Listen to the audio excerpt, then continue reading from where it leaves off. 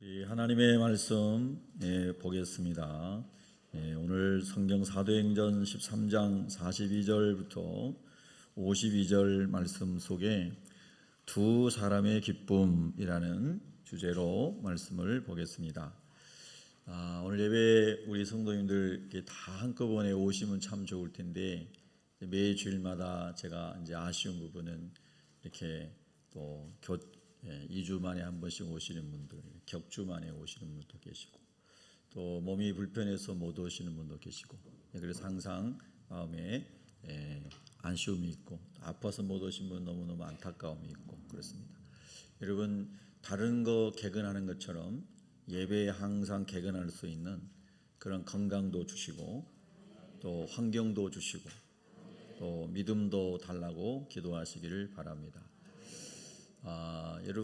여러분이 어떤 이곳에 가면 나에게 참 유익이 된다, 나의 인생에 참 복이 된다, 이런 거 있을 때 열심히 참여하죠. 그런 거 있었습니다. 예전에 유명한 어떤 상품을 내일 이렇게 판매합니다. 그러면은 그 가게 앞에서 밤새도록 줄을 서서 기다리는 그런 것들이 뉴스에 나온 적이 있죠. 사실 우리가 가장 사모하고 기뻐해야 하는 것이 예배입니다. 예배. 저는 모태신앙으로 태어나서 예수님을 영접한 이후에 어린 시절부터 자라면서 예배 드리는 게 너무 기뻤습니다. 그래서 예배에 지각해 본 적이 없고 해본 적이 없는 것 같고 또 어른 예배 드릴 때 초정을 또 제가 치고 싶어가지고 아이 때 학생 때 가가지고 열심히 초정을 치고 죄종을 치고 예배는 정말 행복했습니다. 9시 어린 예배를 드리고 또 11시 어른 예배를 드리고 저녁 어른 예배를 드리고 어머니 아버지 드리시는 구역 예배를 쫓아다니며 드렸던 그 어린 시절이 얼마나 예배를 좋아했으면 그렇게 따라다녔을까 그런 생각이 듭니다. 예배는 우리에게 축복입니다. 우리가 살아가는 목적이 하나님을 예배하는 것이기 때문입니다. 마지막 때가 될수록 모이기를 피한다고 그랬습니다. 우리 새벽교회 성도 여러분은 모이기에 더 힘쓸 수 있는 하나님의 은혜가 부어지기를 기도하시고 그런 축복을 받으시기를 바랍니다. 제가 예전에는 이제 여기 20분 전에 예배당 앞에 앉아가지고 같이 찬양을 하다가 최근에는 이제 제가 복도에서 우리 성도를 기다리고 있습니다. 그래서 오늘 꼭 오기로 한 사람 오나 안 오나 주차장으로 들어간 차들을 쳐다보고 거기서 오기로 한 사람이 오면은 너무 기분이 아주 좋고 안 오면은 왜 안 왔을까 그런 마음이 마치 집 나간 탕자가 아버지의 집에 돌아오기를 기다리고 매일매일 아직도 거리가 상거가 먼데 집문 앞에서 기다렸던 아버지의 마음이 목사의 마음이 되어야 되니 아닌가 생각이 들고 또 여러분이 그런 마음이 되어야 될 줄로 믿습니다. 그냥 교회 오고 안 오고의 문제가 아니라 하나님을 예배하는 것이 기쁨이 되어야 된다는 것입니다. 어저께 우리가 장로님들 정기적으로 모여서 기도하는데요. 토요일 날 기도하는데 우리 이런 이야기들을 교회를 섬기는 이야기들을 나누던 중에 우리 성도들이 많은 숫자는 아닌데 그래도 서로 간에 이름도 잘 모르고 또 얼굴도 잘 모르는 우리가 지금 막 몇천 명 모이는 교회가 아닌데도 그런 이야기들을 하면서 주일날 예배 올 때 명찰을 다 차보면 어떨까 이런 제안을 새 가족부에서 했다고 합니다. 새 가족부에서. 그리고 새 가족으로 오신 분이 또 그분은 더욱이 성도들을 모르지 않습니까? 그러니까 기존 성도들이 잘 환영해주고 인사하지 않는 이상은 교회를 아무리 오래 다녀도 서로를 알 수가 없는 거죠. 그래서 그런 이제 제안도 아마 한 것 같습니다. 그래서 우리 장로님들과 이런저런 얘기를 저녁에 나누면서 한 달에 한 번이라도 명찰을 한번 이렇게 거는 명찰을 한번 해보면 어떨까 그런 이야기까지 했던 것은 성도의 교제가 풍성해지기를 원하고 모두 주님의 사랑으로 서로 잘 연합이 됐으면 좋겠다 이런 뜻일 겁니다. 우리 옆 사람에게 또 인사합시다. 자주 인사합시다. 할렐루야. 그래서 일부 예배 때는 제가 한번 실습을 해봤는데요. 일부 예배 때는 2부보다 사람이 적게 오니까 다 일어나시라고 그래서 다 돌아다니면서 손잡고 인사하고 그렇게 했습니다. 2부 예배 또 할까봐 긴장하는 분들이 있어서 안 하겠습니다. 그러니까 이제 그것을 굉장히 부담스러워하는 분도 계시거든요. 그러나 우리가 그리스도 안에서 한 가족이 되었다라고 하는 것은 그런 하나님 안의 교통함이 풍성할 뿐만 아니라 그게 자연스럽고 그게 행복해져야지 되는 것이죠. 할렐루야. 여러분 그런 교회 가족이 되기를 원하십니까? 네, 그렇게 되셔야 됩니다.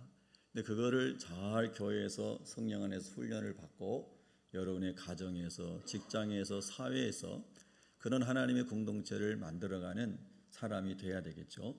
주님이 그것을 원하시는 것이죠. 여러분 오늘 예배 끝나면 그래서 꼭 모르는 사람, 여러분이 잘 모르는 사람과 꼭 한 두세 명 이상씩은 인사하시면 좋겠습니다. 네, 꼭 아는 사람만 인사하지 마시고 모르는 사람에게 꼭 저는 누굽니다. 그리고 또 공손하게 인사해야 됩니다. 막 따지듯이 하면 안 됩니다. 그래서 여러분의 교제의 폭이 넓혀지시기를 바랍니다. 제 생각에는 10월 19일이 추수감사주일인데요. 추수감사주일 온 세대 연합으로 우리가 예배를 드리면서 저부터 여러분이 제 이름은 아시겠지만 저도 이렇게 목걸이 명찰을 차고 다 한번 이렇게 축제의 시간을 가져보면 어떨까 그런 생각을 했습니다.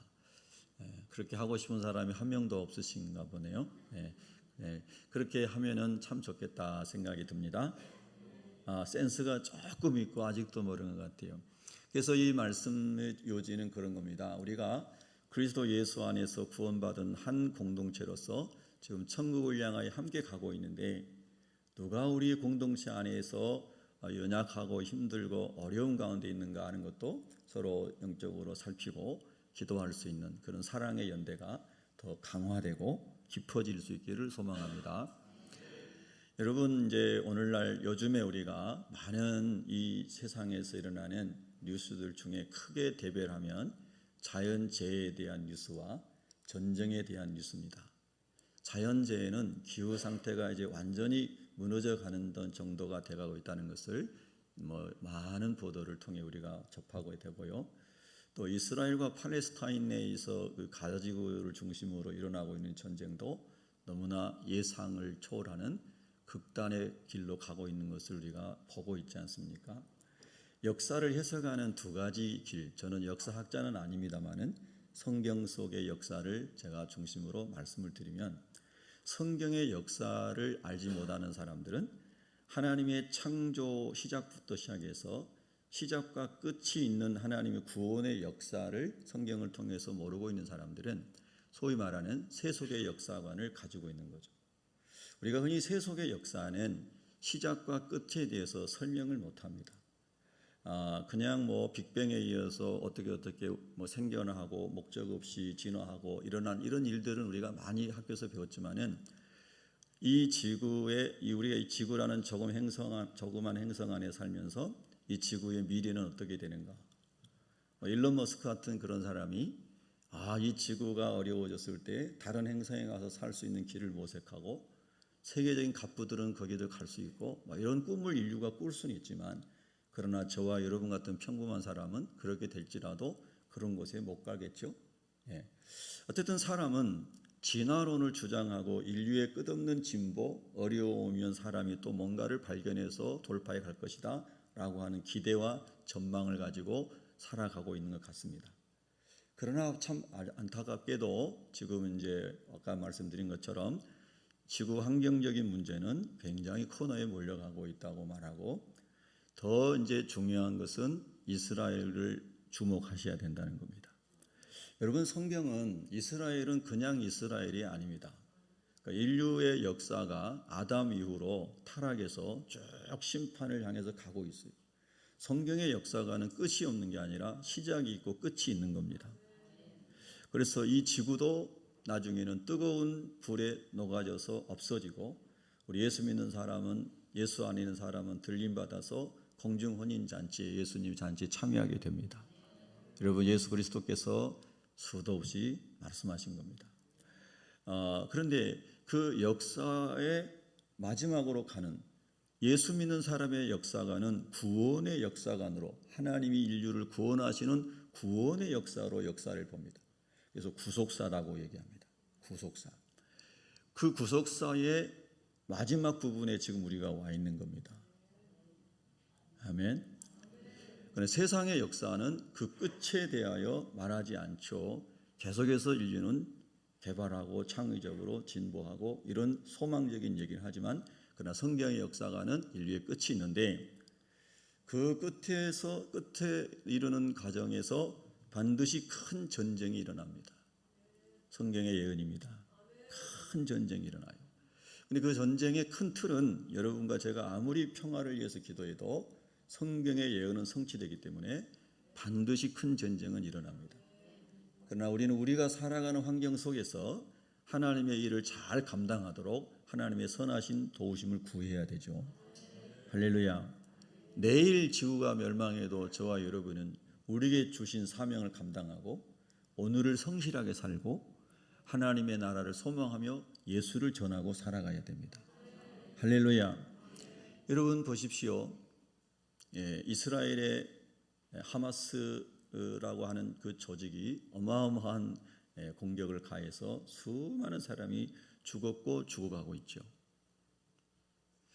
어린아이들도 무차별적으로 죽어가고 있죠. 또 더하여서 이스라엘도 이는 이로 눈은 눈으로 갚고 있는 그런 엄청난 재난이 일어나고 있죠. 여러 가지 발단이 있는데 여러분이 아시는 것처럼 뉴스를 접하신 분은 아신 것처럼 이스라엘의 성전산이라고 하는 예루살렘에 있는 성전산이 있습니다. 왜 성전산인가 하면 솔로몬 왕 시대에 하나님을 예배하는 성전을 거기 지었기 때문입니다. 그래서 그 성전의 지성소에서 하나님 앞에 피의 제사를 통하여 우리의 죄를 용서받는 대속죄일에 대제사장이 들어가서 속죄 제사를 드렸던 성전이 솔로몬 성전입니다. 이 솔로몬 성전은 남쪽 유다가 바벨론에 망하면서 이제 많이 다 파괴됐습니다. 그런데 나중에 하나님의 섭리 가운데 바벨론에서 돌아온 스룹바벨 같은 사람들에 의해서 성전이 다시 중건이 됩니다. 그 중건된 성전을 제2성전이라고 그럽니다. 그리고 예수님 시대가 왔습니다. 예수님 시대에 헤롯이라고 하는 왕이 그 성전을 다시 증축하고 확장했습니다. 그래서 그 스룹바벨 성전을 헤롯 성전이라고도 부릅니다. 그런데 여러분이 아신 것처럼 예수님께서 감람산 강화에서 말씀하셨습니다. 너희가 이 예루살렘 성전이 돌 위에 돌 하나도 남지 않고 다 파괴되는 것을 보게 될 것이다. 그래서 로마의 장군인 티투스 장군이 서기 70년에 예루살렘을 에워싸고 예수님의 예언대로 모든 성을 예루살렘을 다 그냥 파괴시켰습니다.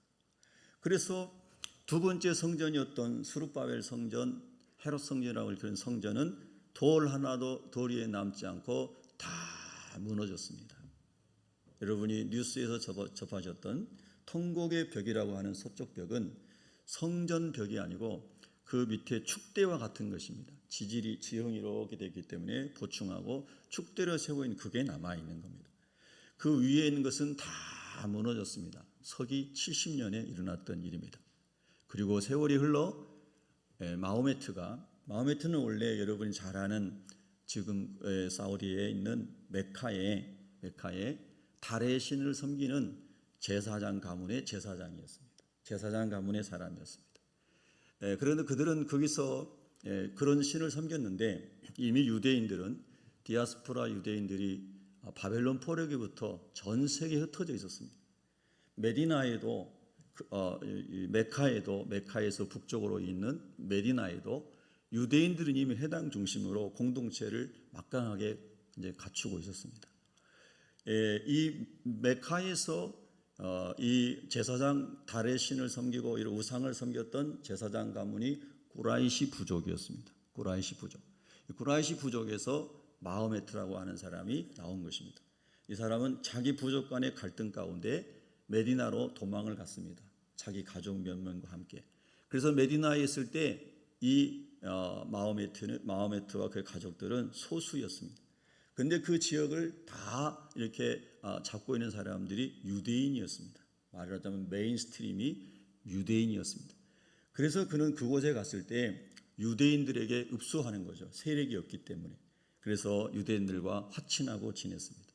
후에 그의 세력이 강해졌을 때 유대인들이 우리에게로 들어오거나 아니면 너희들이 다 떠나가거나 강력하게 요구하면서 유대인들을 학살하고 쫓아냅니다. 그리고 메디나에도 메카와 같은 신전을 짓습니다. 여러분, 이슬람의 역사에 대해서 제가 한 10여 년 전에 여러분들이 건 1년 동안 강의한 적이 있습니다. 제가 여러분들 한 번도 안 들어본 분들을 위해서 잠깐 전쟁의 배경을 설명해 드리고 있는 겁니다. 그래서 거기서 이제 이슬람 세력이 강력하게 일어나게 되고 훗날에는 여러분이 아시는 것처럼 전쟁을 통하여 팔레스타인 땅을 쳐들어오고 그리고 그 솔로몬 성전이 있었던 바로 그 자리에 이슬람 사원을 세우게 되는 거죠. 우리가 흔히 말하는 황금 사원이라고도 하고 바위 사원이라고도 하나요? 그렇게 불려지고 있습니다. 지금 여러분이 이스라엘 가면은 이스라엘 땅 안에 있는 그 예루살렘 성전이 있었던 그 성전산의 거기에 그 황금 사원이 있는데 그 황금 사원에서 이슬람의 교도들이 그들의 예배를 드리고 있는 것이죠. 그래서 우리 순례자들이 기독교 순례자들이 예루살렘에 갔을 때 서쪽 벽에 가서 우리가 기도하지만 또 그 안에는 방들에 가서 기도할 수 있지만은 이슬람 사원에는 못 들어갑니다. 제가 예루살렘을 2번 갔는데요. 처음 갔을 때 그 지경은 돌아볼 수 있지만 그 안에는 못 들어가게 군인들이 이렇게 막고 있습니다. 그런데 여러분, 최근에 이제 이슬람 예배를 드리는 곳에 유대의 경찰관들, 이스라엘의 경찰관들 여러분들이 가가지고 예배를 방해하는 이런 것들 여러분 뉴스에 보셨나요? 여러분은 관심이 없으시죠? 그런 일이 있었습니다. 그래서 이제 그런저런 것들이 얽혀져서 또 최근에 그런 이제 엄청난 해오리 바람이 불고 있는데요. 자, 여러분, 제가 조그만 지역적인 것을 설명해 드렸고 역사의 큰 흐름을 보면 여러분, 인류 역사에 성경적인 답이 다 있습니다. 성경에 답이 다 있어요. 성경을 모르는 사람은 역사를 이해할 수 없습니다. 성경에 보면은 자, 중동의 역사를 보면은 아브라함에게 하나님께서 아브라함아, 내가 너에게 이 젖과 꿀이 흐르는 가나안 땅을 너에게 주겠다 말씀하신 거예요. 근데 왜 그 당시에는 가나안 땅에도 팔레스타인 땅에도 이 팔레스타인이라는 말은 블레셋이라고 하는 단어에서 온 겁니다. 블레셋 사람들이 그 영어 표기가 거기서 나온 겁니다. 거기에서 이제 그들이 이제 살았대 7개 부족이 있었는데 7개 부족이 우상을 섬겼죠. 바알과 아스타롯을 섬기고. 그래서 그 우상을 섬기면서 땅에서 복을 받기 위해서 심지어는 자기 어린 자녀들을 불로 태워서 제물로 바쳤습니다. 그 정도로 인류는 그 땅에 거하였던 부족들은 타락했었어요.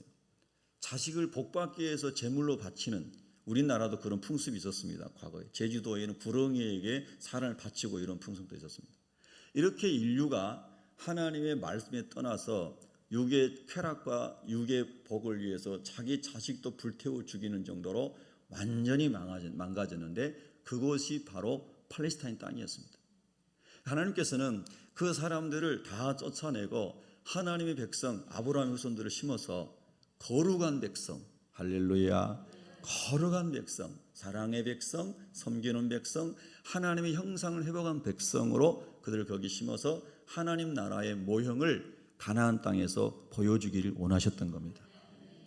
그래서 거기 있는 사람들이 이제 하나님의 통치권 아래에서 아브라함의 후손들이 번성하게 하신 것입니다. 근데 여러분이 아시는 것처럼 아브라함은 끝까지 하나님의 언약을 붙잡고 그의 아내인 사라를 통하여 하나님이 주시겠다고 한 약속하신 아들을 기다렸어야 했는데 그것을 견디지 못하고 20년 이상이 지나가니까 견디지 못하고 사라의 종인 하갈을 통해서 아들을 얻게 되었죠. 그 아들이 여러분이 아시는 누구예요? 이스마엘입니다. 이스마엘은 나중에 쫓겨나서 지금의 그 지역으로 가서 이스라엘 팔레스타인의 남쪽과 동쪽으로 지금의 아랍 요르단 쪽, 사우디 쪽 이런 쪽으로 번성하게 되죠. 그것이 이제 첫 번째 이삭과 이스마엘 사이에서 갈라지는 배경입니다. 다 아브라함 밑에서 나온 아브라함의 아들 적자인 이삭은 팔레스타인을 중심으로 번성하게 되는 거죠. 그 땅에서. 그리고 이삭이 두 아들을 낳았어요. 쌍둥이가 누구예요? 야곱과 에서예요. 야곱은 이삭의 정통성을 가지고 있는 사람이에요. 거기서부터 12지파가 나오고 거기서 유다지파가 나오고 그 유다지파의 후손으로 예수 그리스도가 오신 겁니다. 하나님의 구속사의 줄기는 그렇게 이어져 왔다는 것입니다. 그런데 쌍둥이 형이었던 에서는 동방에 거하며 지금의 서아시아의 아랍의 세력을 만들게 된 것입니다. 이것이 큰 줄기를 제가 설명해 드리는 거예요. 그래서 그 줄기 속에서 아랍 문명, 그리고 후에 이슬람 문명, 그리고 이삭과 야곱의 후손에서 하나님이 원하시는 구속사가 이어져 왔다는 것입니다. 그리고 이 유다 지파에서부터 번성하여 그리고 유대교에서 하나님의 예언이 전승이 쭉쭉쭉 이어져 오다가 마침내 예수 그리스도가 오신 것입니다. 그래서 우리가 흔히 말하는 유대교, 유대인들이 믿었던 구약의 하나님이, 구약의 말씀이 예언이 성취되어 예수님이 오셨기 때문에 그것에서 기독교라고 하는 것으로 명칭이 바뀌게 된 것입니다. 그러나 전통적인 유대인들은 아직 메시아가 오시지 않았다고 생각하기 때문에 구약 중심의 유대교를 지금 거기 믿고 있는 것입니다. 아직도 메시아가 안 왔다고 생각하고 있는 것입니다.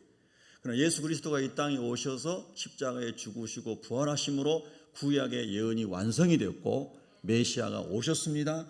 예수님이 구원자입니다. 이것을 믿게 되어 그것이 이름 붙여진 종교가 기독교가 된 것입니다. 예수교가 된 것입니다. 이 예수교의 뿌리에서 예수 그리스도의 십자가의 복음을 믿는 사람들에 의해서 우리가 소위 말하는 오늘날 서방 국가들이 만들어진 것이죠. 여러분이 잘 아시는 것처럼 서방 국가의 국기 중에는 거의 대부분 십자가가 들어가 있습니다. 그들의 모든 신앙적, 문화적, 역사적 배경이 기독교의 사상이 거기 들어가 있습니다. 여러분이 잘 아시는 것처럼 세계를 쥐락펴락하고 있는 미국도 역시나 청교도들, 예수 그리스도를 구주로 믿는 사람들이 하나님의 나라, 하나님이 원하신 뜻대로 살아가기 위해서 세운 나라가 미국인 것이죠. 대륙으로 보면은 서유럽 국가들이만 서유럽 국가 하는 것 같지만은 미국과 함께 할 수밖에 없는 이유가 바로 그 예수 그리스도의 신앙의 뿌리 안에 같이 있기 때문입니다. 제가 큰 틀에서 얘기하자면 역시 여기도 이삭의 뿌리 안에 있고 야곱의 뿌리 안에 있다는 것입니다. 신앙관의 관점에서 볼 때에. 그래서 마지막 전쟁이 일어난다면 역시 그 두 줄기로 연합이 될 것입니다. 그래서 북쪽에 우리가 흔히 에스겔에서 말하는 곡과 마곡의 전쟁은 러시아와 그리고 터키와 이런 데는 다 연합을 하게 될 것이라는 게 큰 그림 속의 성경의 예언인 것입니다. 그래서 이 시대에 일어나고 있는 이스라엘과 팔레스타인의 이런 분쟁은 그런 큰 뿌리와 구속사의 흐름 속에 이미 예언된 것이라고 하는 겁니다. 언제 어떻게 큰 전쟁이라고 어떻게 끝나고 어느 때 주님 오시는지는 하나님만 아십니다. 예수 그리스도께서 재림하시는 것은 아버지 하나님만 아십니다. 그러니까 우리가 역사를 분별할 수 있기 위해서 우리가 이런 성경적인 배경을 알고 있어야 하지만 우리가 종말에 대해 두려워하거나 주님이 때가 가까이 있기 때문에 삶을 포기하는 것은 성경적이지 않습니다. 저와 여러분 언제나 예수님 오실 때 들림받을 수 있는 준비를 하고 살아갈 수 있으면 됩니다. 거룩한 삶을 살고 복음을 전하고 시대를 보면서 성경적으로 분별할 수 있는 역사의식을 가지고 신앙관을 가지고 살아갈 수 있기를 축복합니다. 저는 주목하고 있습니다. 어떤 사람들은 내년에 예수님 오신다. 어떤 사람은 3년 후에 오신다. 어떤 사람은 얼마 후에 오신다. 이렇게 얘기한 사람이 있지만은 그건 진리는 아니고요. 사람마다 생각은 할 수가 있어요. 그러나 그 때와 시기는 아버지 하나님만 아시는 겁니다. 그러니까 저와 여러분이 항상 역사를 분별하셔야 됩니다. 하나님, 저 전쟁을 보면서 하나님 이것이 어떻게 확장될 것입니까? 그러나 저의 기도 제목은 하나님 아버지, 우리가 다시 한번 북한이 복음으로 문이 열리고 그리고 복음의 실크로드를 통하여 저 아시아와 중앙아시아와 서아시아와 유럽과 아프리카 대륙까지 다시 한번 우리가 함께 복음을 전할 수 있는 은혜의 날을 허락해 주시옵소서. 저는 그런 기도 제목을 가지고 있습니다. 정말 그렇게 한번 복음을 전하는 꿈을 꾸고 싶습니다. 이뤄보고 싶습니다. 여러분도 그러지 않습니까? 그러나 하나님의 계획은 알 수가 없습니다. 하나님은 모든 민족이 구원을 받기를 원하시고 모든 민족에게 복음이 증거되면 예수님이 오신다고 말씀하셨습니다. 그러나 어떤 방법으로 어떻게 모든 민족에게 복음이 다 전해지는지는 우리도 다 알 수 없기 때문에, 하나님의 방법을 알 수 없기 때문에 예단할 수는 없지만 마지막 시대에 우리가 있다는 것은 분별을 하셔야 된다, 이런 말씀입니다. 할렐루야. 사랑하는 우리 새벽교회 성도 여러분, 우리가 먹고 마시는 것을 위해서 신앙생활하는 게 아닙니다. 영원한 하나님 나라 예수를 믿음으로 영생 얻고 천국에 가는 우리의 믿음의 결국은 영혼의 구원을 받음이라. 아멘. 할렐루야. 이런 큰 흐름을 가지고 분별하면서 우리가 하나님 앞에 이제 나아가야 될 줄로 믿습니다. 자, 오늘 본문에서 이제 우리가 성경 말씀을 보게 되면은 이 사도 바울과 바나바는 이 천국 복음을 전하는 것이 그래서 가장 삶의 우선순위였다라고 하는 것입니다. 그 시대에도 그 시대 사람들은 그 시대에 로마의 네로 황제 같은 사람, 도미티아노스 황제 같은 사람, 이런 사람들이 적그리스도라고 생각했습니다. 그 시대에도. 그러나 그들이 적그리스도적인 일은 했지만 그들이 마지막 때 일어난 적그리스도는 아니었던 거죠. 역사상의 적그리스도 역사를 같은 일을 했던 사람은 수도 없이 많습니다. 그러나 주님이 오실 때에 그때에 모든 그 예수님을 대적하여 일어나는 그때에 누가 될 것인가는 아직 아무도 모릅니다. 그러나 분명한 것은 예수님이 승리하신다는 겁니다. 예수 그리스도를 믿는 사람들이 승리하신다는 겁니다. 이길 힘을 하나님이 주신다는 것입니다. 믿으시면 아멘. 여러분 또 이런 얘기 했다고 두려워하지 마세요. 아이고 교회 갔더니 막 두렵다. 두려운 게 아니라 하나님의 언약 안에 있는 사람은 하나님이 지키시고 보호하시고 승리하도록 도우실 것을 믿으시기를 바랍니다. 그래서 예수님 믿고 예수님 전하는 것이 가장 귀한 것이고 소중한 것이고 급한 것이고 우리에게 너무나 값진 일인 것입니다. 할렐루야. 오늘 이 놀라운 예수 그리스도의 복음을 구약부터 꿰뚫었던 사도 바울이, 부활하신 예수님 만났던 사도 바울이, 성령 세례 받았던 바나바가 완팀이 되어서 복음을 전하였단 말입니다. 그들이 복음을 전할 때에 유대인들이 많이 모이는 회당에서 복음을 전했습니다. 유대인들은 구약의 예수님의 예언에 대한 율법과 선지자들의 글을 다 알고 있지만 예수님이 오신 것을 믿지 못했기 때문에 같은 유대교를 믿었고 유대교의 선생이었고 유대인이었던 바나바와 바울이 거기 가서 그 민족적인 형제인 그들에게 가가지고 예수 그리스도를 전했다, 이 말입니다. 오늘 성경 말씀에 보니까 그들이 나갈 때에 사람들이 청하되 다음 안식일에도 이 말씀을 하라 하더라. 이번에 하마스가 공격한 것도 안식일 초막절에 공격한 거 아닙니까?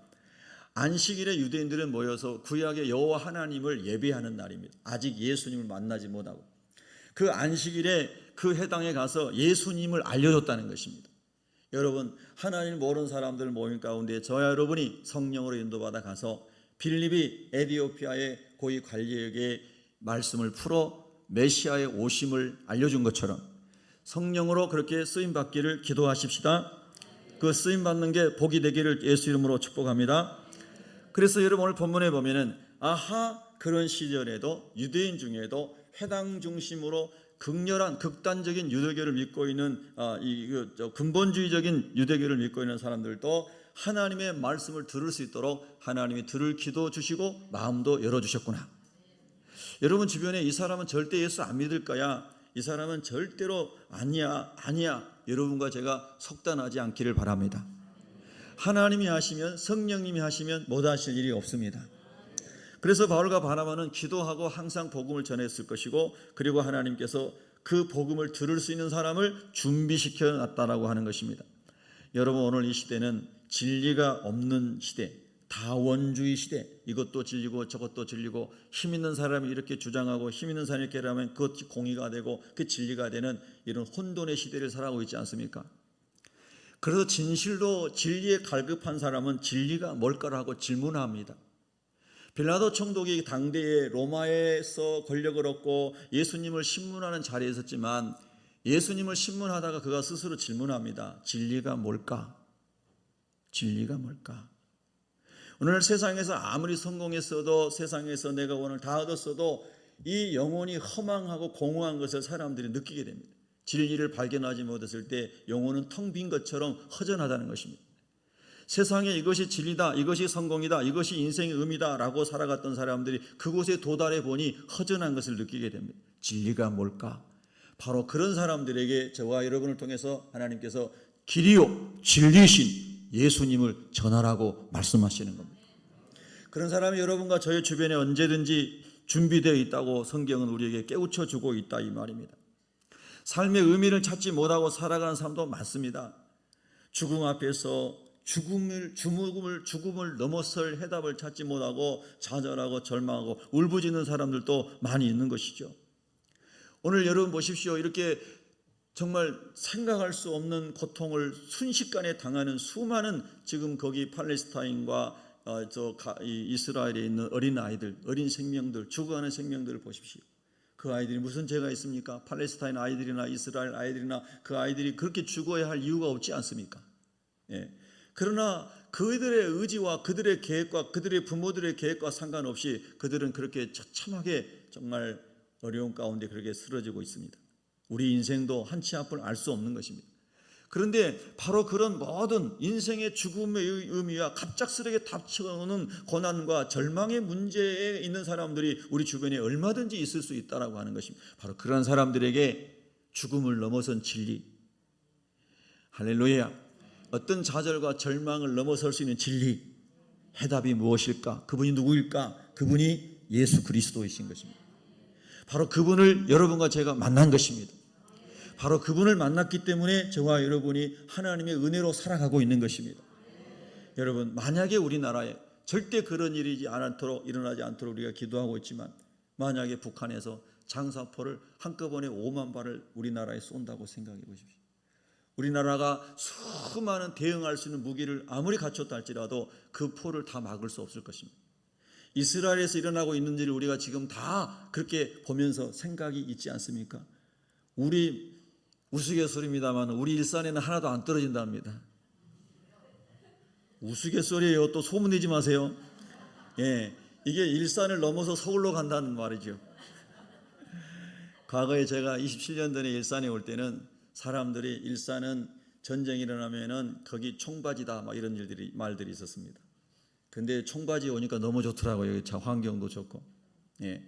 여러분, 말하자면 그런 엄청난 전쟁이 일어날 때 우리가 아무리 방어 체계를 확고하게 해도 다 막을 수 없다는 뜻입니다. 뭐 이스라엘도 아이언돔으로 다 못하지 않습니까? 예. 다시 말해 그런 일은 일어나지 않도록 기도해야 된다는 뜻입니다. 하나님 아버지, 우리 대한민국을 보호해 주시고 하나님 복음으로 더 흥황하게 하시고 마지막 때까지 제사장 나라로 복음 전하는 나라와 한국교회로 세빛교회로 우리로 하나님이 사용하여 주시옵소서. 할렐루야. 참 신기해요. 이렇게 복된 나라에 산다는 게 너무나 신비롭지 않습니까? 여러분, 우리에게 주신 하나님의 은총을 찬양하면서 동시에 고통받고 있는 민족과 백성들을 볼 때 정말 감사해도 되나 할 정도로 너무 마음 아픈 것이 현실이기도 합니다. 그러나 여러분, 우리가 이때에 이 시대적인 상황들을 영적으로 분별하면서 하나님 아버지, 그러함으로 할 수만 있으면 한 영혼도 마음에 품고 한 영혼도 복음 전하여 예수 믿고 구원 얻어서 언제 어떤 상황이 있어도 예수 이름으로 천국 갈 수 있는 이런 사람들을 더 많이 일으키게 하여 주시옵소서. 이것이 저와 여러분의 기도가 되어야 된다 이 말입니다. 아멘, 할렐루야. 그래서 제가 기다려줘요. 주일날 예배 누가 빠지면 안 되는데, 와야 되는데, 전도한 사람 와야 되는데 막 창문을 내다보면서 기다려줘요. 사실 하나님 아버지께서 천국에 모든 것을 준비해 놓으시고 다 강권하여 내 집을 채우라, 강권하여 천국을 채우라, 할렐루야. 강권하여 혼인잔치가 충만하게 하라, 아멘. 이렇게 우리 하나님 아버지께서 우리를 위하여 큰 축제를 준비하고 계시는데 왜 누가 저 사람은 안 오나, 왜 저 사람은 중도 하차해서 신앙에서 멀어졌나, 왜 저 사람은 시험 들어서 넘어졌나, 우리 주님께서 다 보고 계실 거라는 거예요. 여러분 정말로 다시 마음을 다잡고 믿음을 새롭게 하여 주님 앞에 바짝 가까이 오시고 주님을 사모하시고 하나님 나라를 사모하시고 그 주의 복음을 전할 수 있는 사람들을 하나님이 만나게 해주시고 붙여달라고 기도하시기를 예수 이름으로 축복합니다. 그래서 오늘 성경은 43절에 이런 시대적인 배경 속에서 우리에게 말씀하시는 것은 이렇게 하시는 겁니다. 하나님의 은혜 가운데 있으라. 항상 하나님의 은혜 가운데 있으라. 아멘. 한번 우리 따라합시다. 항상 하나님의 은혜 가운데 있겠습니다. 하나님의 은혜는 십자가입니다. 하나님 어떤 상황 가운데서 은혜는 카리스, 헬라어로 그냥 값없이 거저주는 선물이라는 뜻입니다. 우리가 구원 얻은 것은 우리의 행위로 말미암는 것이 아니고 우리의 종교적 열심으로 말미암는 것이 아니고 오직 예수 그리스도의 대속으로 말미암아, 십자가에서 피 흘리신 대속의 피로 말미암아 그 피를 믿는 자가 구원을 선물로 받은 줄로 믿으시면 아멘 하시기 바랍니다. 우리는 우리의 죄를 스스로 해결할 수 없습니다. 지식으로 해결이 안 되죠. 우리의 모든 죄와 허물은 돈으로 해결이 안 됩니다. 그래서 예수님께서 흠과 티가 없으신 하나님이신 그분께서 저와 여러분의 죄를 다 뒤집어 쓰시고, 대속한다는 것은 대신 죄를 갚아준다는 거잖아요. 죄의 빚을 탕감해 준다는 거지 않습니까? 빚을 대신 탕감해 준다는 거지 않습니까? 갚아준다는 것이지 않습니까? 갚아준다고. 제가 우리 박철희 장로님에게 1억을 꿨어요. 근데 갚아줄 능력이 없는 거예요, 제가. 그랬더니 옆에 있는 우리 권사님이 할렐루야 대신 1억을 갚아줬어요. 그래가지고 이제 박 장로님이 이 권사님이 갚아줬으니까 목사님은 안 갚아줘도 됩니다. 이게 대속입니다. 대신 갚아주는 거. 대신 갚아주는 거. 할렐루야. 그래서 예수님이 저와 여러분의 죄를 대신 담당하시고, 죄의 결과는 반드시 죽음이기 때문에 하나님과의 단절, 죽음은 하나님과의 단절, 육과 영혼의 분리의 죽음, 우리가 흙으로 돌아가는 죽음, 그리고 영혼이 지옥 가는 죽음, 이게 죄의 결과예요. 그런데 예수님께서 대신 저의 죄를 대신 담당하시고 십자가에서 죽어주신 거예요. 죄를 다 청산해버린 거예요. 할렐루야. 그래서 우리는 그 예수님의 십자가의 죽으심이 내 죄를 대속하신 죽음이라는 걸 믿을 때에, 할렐루야, 그때의 죄가 청산되고 지옥에서 건진받아 우리의 영혼이 어느 날 천국 가는 구원의 역사를 하나님이 선물로 주신 줄로 믿습니다. 아멘. 할렐루야. 여러분, 교회 다니는 것은 종교생활이 아니에요. 예수님의 십자가 부활을 믿고 하나님을 예배하는 것입니다. 할렐루야. 그래서 그 은혜 가운데 거하라. 너희가 어떠한 경우에도 예수의 십자가를 붙잡아라. 어떠한 어려움이 있어도 주님의 부활신앙을 붙잡아라. 죽음 앞에 있어도 죽어서 하나님이 너를 데려갈 때가 됐으면 우리가 하나님 부르심을 받아 죽겠죠. 그러나 그 죽음이 끝이 아니고 천국으로 들어가는 것이기에, 할렐루야, 하나님의 은혜 가운데 항상 있으라. 아멘. 그렇게 사도 바울이 그 복음을 들은 사람들에게, 우리로 말하면 초신자들에게, 지금 참 영접한 사람들에게 사도 바울이 권면하고 있는 것입니다. 여러분, 오늘 말씀 속에 보면은, 그리고 또 이제 보면은 44절부터 보면은 이런 말씀이 나옵니다. 그 다음 안식일에도, 7일 지나면 또 그 다음 안식일에도 온 시민이 거의 다 하나님 말씀을 듣고자 하여 모였다 그랬습니다. 여러분, 처음 안식일 해당해서 복음을 바울로 바나바로부터 들었던 사람들이, 예수님 믿고 막 은혜 받고 영접한 사람들이 가만히 있는 게 아니라 다음 안식일까지 막 가가지고 소문을 냈다는 거예요. 우리가 구약 성경에 나온 그 예언된 메시아를 바울과 바나바를 통해서 그분이 예수라는 것을 알게 되었습니다. 믿게 되었습니다. 그러면서 다음 안식일에 다 모이세요. 그리고 나가서 전하고 다녔다, 이 말입니다. 여러분들도 예배 마치고 여러분이 살아가는 삶의 과정에서 만나는 사람들에게 다음 주일에 전부 새벽교회 갑시다. 한 번 더 기회를 드리겠습니다. 다음 주에 다 새벽교회 갑시다. 말씀을 들으러 갑시다. 할렐루야. 예수 그리스도의 복음을 들으러 갑시다. 할렐루야. 권면하는 것은 여러분의 책임이고, 듣든지 안 듣든지는 그분들의 책임이에요. 여러분, 권면하는 것은 저와 여러분의 책임이에요. 아멘. 그래서 여러분, 그 사람이 들을까 안 들을까를 걱정하지 말고 말씀을 전하시기 바랍니다. 할렐루야. 꼭 와야 되는데 오면 좋죠. 그러나 안 온다고 낙심하지 마세요. 우리에게는 씨를 뿌리는 사명이 있는 겁니다. 우리 옆 사람에게 권면합시다. 씨를 뿌립시다. 예, 예수 그리스도 생명의 복음의 씨앗을 뿌려야 돼요. 뿌려야 돼. 그래 뿌려놨는데 어떤 사람이 또 길 가다가 전도해서 물 줘요. 물 줘. 또 어떤 사람이 또 만나갖고 물 줘요. 물 줘. 또 어떤 사람이 물 줘요. 물 줘. 하나님이 자라게 하시는 분은 하나님이신 거예요. 그러니까 여러분과 제가 나가서 어떤 사람 만나가지고 수도 없이 복음을 씨앗을 뿌렸는데 그 사람이 우리 교회 안 오고 다른 교회 갔더라. 낙심하지 마세요. 여러분과 저는 할 일을 한 거예요. 다 씨를 뿌리고 하나님이 여기서 물 줘가지고 걸음 줘가지고 하나님이 거두게 하셨단 말이에요. 그러면 그 사람이 마침내 마지막에 우리 교회 왔기 때문에 우리가 이 사람 전도회는 아니에요. 하나님이 이미 많은 경로를 통해서 복음을 뿌리게 하시고 또 말씀을 접하게 하시고 또 물 주게 하시고 그래서 또 하나님이 우리 교회에 보내줘서 저와 여러분 여기 있는 거예요. 할렐루야. 그래서 우리가 하나님 아버지 정말로 우리가 나가서 예수를 자꾸 말하게 하여 주십시오. 그래서 복음을 듣는 자리에 사람들이 오게 하여 주십시오. 할렐루야. 어저께 우리 그 사는 동네에 마을 뭐 중산 이동인가 무슨 마을 잔치를 하더라고요. 그래서 많은 뭐 이렇게 이제 뭐 이거 텐트도 쳐놓고 막 이렇게 막 왁자질 거 막 소리도 나오고 해가지고 토요일 날 오후에 늦게 뭐 한 5시쯤에 뭐 몇 시 한 3시인가 모르겠어요. 오후 늦게 우리 주방 봉사팀들 다 열심히 여러분들이 위해서 주방 준비 다 해놓고 그리고 다 가신 다음에 그리고 이제 제가 이제 마지막에 저희 아내랑 같이 이제 퇴근했습니다. 그리고 이제 가서 바람 좀 쐬야 되겠다 해서 이제 그 동네 공원이니까요. 갔더니 막 이렇게 부스 만들어 놓고 뭐 해놓고 막 했는데 한마디로 얘기하면 쭉 한 바퀴 돌았는데 볼 게 없어요. 떡볶이라도 있으면 좀 사 먹으려고 갔는데 그것도 없고, 야 세상 잔치 이거 참 허전하구나.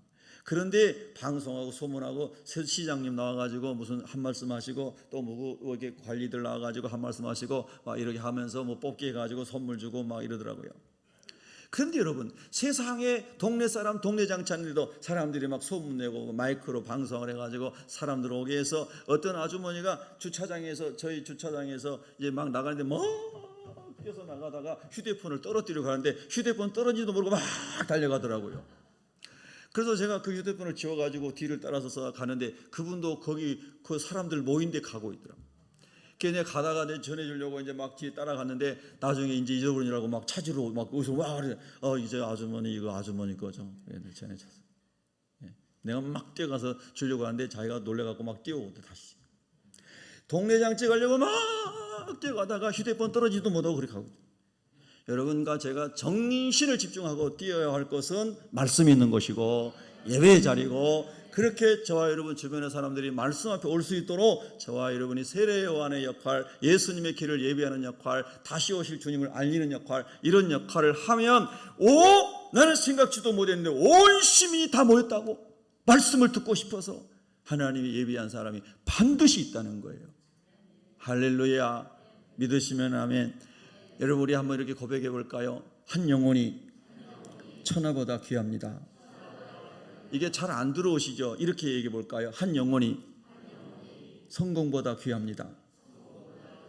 그래도 막연하죠? 이렇게 따라해 볼까요? 한 영혼이 10억보다 귀하다. 그래도 안 들어오죠? 한 영혼이 하버드 대학 가는 것보다 귀하다. 제가 그랬더니 어떤 아내가 그래요. 우리 교회 다니는 청년이, 우리 집사님 청년이 미국에 정말 좋은 학교 다니는데 우리 학교가 하버드 대보다 좋습니다 그러더라고요. 뭐 요즘에 하버드가 한 3위 되죠, 대학 통계에서. 1위가 뭐 어디 스텝적인 거죠. 저기 있는 하여튼 프린스턴이 요즘 계속 1위 하고 있더라고요. 뭐 그건 뭐 중요하지 않습니다. 세상에 어떤 것을 하기 위해서 이렇게 뛰어가는 사람들이 있는데 복음 앞에, 하나님을 만나는 그 은혜 앞에 뛰어나가는 사람이 많아져야 한다는 뜻만 기억하길 바랍니다. 할렐루야. 그래서 여러분이 자꾸 여러분 주변에 나가서 말씀을 나누기 위해서 입을 여시기를 바랍니다. 입을 여시기 바랍니다. 입을 여시기 바랍니다. 그랬더니 하나 예비한 사람이 다 모여들었어요. 바울과 바나바가 담대히, 46절에 바울과 바나바가 담대히 말하여 이르되 하나님의 말씀을 막 전했어요. 놀라운 일이 벌어진 겁니다. 그래서 영생을 얻기에 합당한 자로 여겨진 사람들은 돌아왔지만 유대인 중에 막 개져가는 사람들은 구원을 받지 못한 것입니다. 여러분, 예수 그리스도는 우리가 마음을 열고 예수를 그래서 영접하기만 하면 우리의 공로와 상관없이 구원을 주시는 것을 믿으시기를 바랍니다. 신앙의 수준이, 성숙이, 믿음의 정도가 다릅니다. 그러나 구원은 예수가 그리스도이심을 인격적으로 성령으로 믿으면 구원을 받습니다.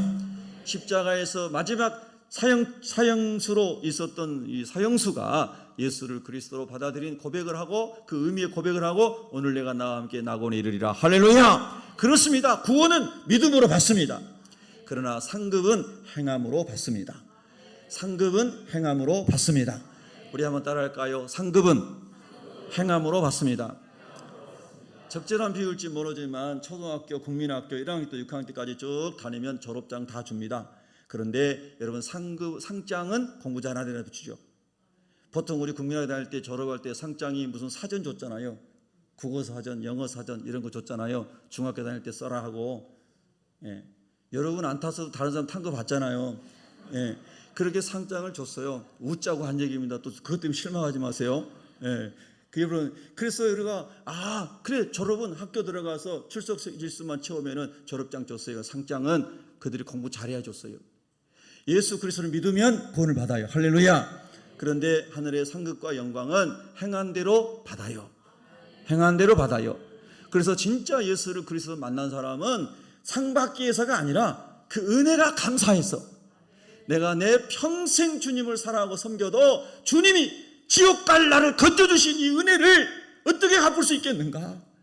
모든 저주를 받으시고 온몸이 찢어지시고 침뱉음을, 하나님이 인간에게 침뱉음을 당하시고 모욕을 당하시고 십자가에 저주받아 나 때문에 죽으신 그 주님이 믿어진다고 하면, 내가 주님을 위해서 주일 하루는 내가 주님의 집에 있으면서 봉사도 하고, 주방 봉사도 하고, 설거지 봉사도 하고, 청소 봉사도 하고, 성도들 차량 없는 사람 차량도 봉사하고, 내가 이렇게 저렇게 섬겨야 되겠다. 그리고 주일날 끝나고 내가 집에 가서 푹 쓰러진다 하더라도 나는 이것으로 인해 행복하다. 할렐루야. 다시 기회를 드리겠습니다. 할렐루야. 이런 은혜가 충만한 사람이 주님의 십자가의 은혜 아래 거하고 있는 사람인 거예요. 아멘. 할렐루야. 여러분 모두 그렇게 이제 믿음이 자라도록 기도하시지 않겠습니까? 믿음이 자라서 헌신의 지평이 넓혀지도록 기도한 사람이 복 있는 사람. 천국에 갈 때에 부끄러운 구원을 받는 것이 아니라, 하나님 아버지, 제가 아버지께서 우리에게 허락하신 것에 비하면 10,000분의 1도 10,000,000분의 1도 못 살았지만은, 그러나 제게 주신 은혜대로 정성스럽게 주님을 섬기고 성도를 섬기고 교회를 섬기고 목사님과 목회사에 동역하고 그렇게 가기를 원합니다. 할렐루야. 그런 여러분과 우리 성도들이 다 되시기를 축복합니다. 그럼 여러분, 하나님께서 그게 바로 그의 나라와 의를 구하는 것인데, 그렇게 하면 이 모든 것을 너에게 더하여 주시리라. 저는 예배당에 오는 것이 참 행복한 사람입니다. 오늘 새벽에도 일찍 일어나서 예배당에 와서 혼자 새벽 기도하고 갔습니다. 이 강단에서 여기서 무릎 꿇고 기도할 때가 참 행복합니다. 하나님 아버지, 머리가 아픈 일이 많습니다. 고민이 되는 일이 많습니다. 마음이 눌리는 일이 많습니다. 잠이 안 올 때가 있습니다. 그런데 예배당에 와서 기도하게 되면 하나님이 생각을 정리해 주시고 맑게 해 주시고 마음을 호수처럼 잔잔하게 해 주십니다. 주의 집에 있는 것이 얼마나 좋은지 몰라요. 여러분 예수 앞에 있으면, 십자가의 은혜 앞에 있으면 하나님께서 저와 여러분을 지키시고 보호하시고 갈 길을 인도해 주시고 삶의 문제를 풀어주시고 주님이 도와주실 것을 믿고 체험하셔야 됩니다. 할렐루야. 그래서 이 기쁨이 충만하니까, 은혜 아래 그들이 있으면서 기쁨이 충만하니까 그 다음에 일어난 일이 47절 이하에 나타난 말씀입니다. 유대인들이 계속해서 유대교는 쇠퇴해지고 기독교가 번성해 가는구나, 우리의 포지션이 이뤄지고 저 바울과 바나바 때문에 우리가 이제 앞으로 난처해지게 되겠구나, 이런 이제 종교적이고 인간적인 마음을 가지고 이제 사람들을 선동하기 시작합니다. 여러분 오늘 성경 말씀에 그 다음에 보면은 이 사람들이, 유대인들이 경건한 귀부인들과 그 신의 유력자들을 선동하여 바울과 바나바를 뭐 했어요? 박해했어요.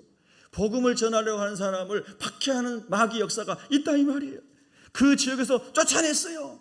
박해받고 쫓겨났어요, 바울과 바나바가. 근데 이때에 우리가 하나님 일하다가 어려운 일 당했을 때에, 유력한 힘을 가진 사람들에서 공격당하게 될 때에, 쫓겨남을 당할 때에, 여러분 51절에 보니까 두 사람이 그들을 향하여 발에 티끌을 떨어버리고 그랬어요. 여러분과 제가 하나님 아버지 일하다가, 주님 일하다가 어려운 일 만났을 때에 막 부들부들 떨면서 넘어지고 좌절하고 포기하고 시험에 들고 그러는 게 아니고, 하나님 이 발의 찌끄를 떨어버리듯이, 할렐루야, 마귀의 역사들 예수 이름으로 다 대적하고 떨어버리게 하여 주시옵소서. 기쁨과 자유함과 평강이 가득하게 하여 주시옵소서. 우리가 그렇게 기도해야 됩니다. 그렇게 또 중보기도 해줘야 합니다. 그리고 이고니온으로 갔습니다. 또 다른 소아시아의 다른 지역에 가서 예수 그리스도 복음을 전했습니다. 사명을 저버린 거 아닙니다. 이렇게 박해와 쫓겨남을 당하고 어려운 일 당했기 때문에 주님의 일 다 포기할 거야, 이것도 안 하고 저것도 안 하고 얼마나 좋은가, 이게 아니고 다시 성령의 이끌림을 따라서 이고니온에 가서 복음을 증거했습니다. 우리 새벽교회 성도 여러분, 주님께서 맡겨주신 일을 잘 감당할 수 있기를 축복합니다. 포기하지 마십시오. 여러분들이 장로 서약할 때, 안수집사 서약할 때, 권사 서약할 때, 집사 서약할 때, 성도로서 세례받을 때 하나님 앞에 고백했던 하나님을 향한 헌신이, 하나님을 향한 나의 소원이, 하나님을 사랑하고자 하는 이 마음이 변치 않게 하여 주시고 하나님 영광에 살게 도와주세요. 할렐루야. 그렇게 기도하며 헌신의 기도를 하고 서약하고 주님 앞에 섰던 그 순간이 영원으로 이어지도록 기도하셔야 됩니다. 아멘, 할렐루야. 그래서 그들은 쫓겨나면서도 근심, 걱정, 염려, 불안이 있는 그 발의 티끌을 떨어버리고 이고니온으로 가서 복음을 전하는데 52절 말씀이 얼마나 은혜로운 말씀입니까? 우리 52절 같이 읽습니다. 시작. 제자들은 기쁨과 성령이 충만하니라. 할렐루야. 오늘 저에게, 여러분에게 한량없는 하나님의 기쁨을 하나님 부어주시기를 기도합니다. 이 놀라운 기쁨의 원천은 예수님이시고, 예수님의 복음이 기쁨이 되도록 역사하시는 것은 성령의 역사이기에, 성령 충만하면 그 성령의 열매 중에 희락의 열매가 우리 안에 부어짐으로 세상을 이기고 두려움을 이기고 원수 마귀의 공격을 이기고 승리할 수 있도록 하나님이 넉넉히 도우실 줄로 믿습니다.